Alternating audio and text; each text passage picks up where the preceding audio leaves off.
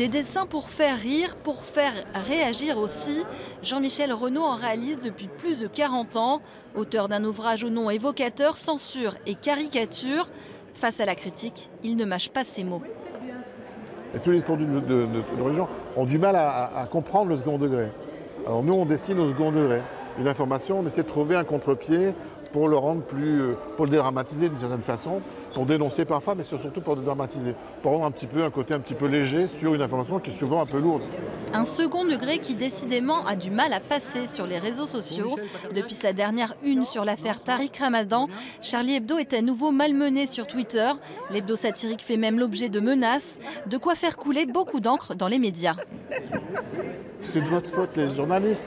Nous, on est là pour plaisanter. Pourquoi vous relayez ça? À partir du moment où vous relayez, ça devient une information qui passe par les journaux. Donc ça devient une information. Il faut essayer aussi d'être un petit peu intelligent et de faire la part des choses. Voilà. Si on est quelqu'un de sensé, il faut savoir lire entre les lignes, savoir ne pas lire aussi les bêtises qui sont balancées comme ça sur la toile ou sur les réseaux.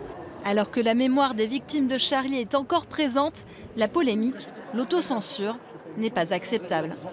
On est tous des créatifs à la base, donc si notre idée première, on commence à la morceler, on peut ranger les crayons.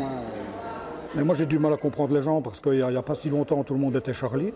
Et puis 6 mois après, plus personne n'était Charlie. En fait, tout ça a été une mode qui est passée très très vite. Moi je trouve que les gens sont souvent fort hypocrites.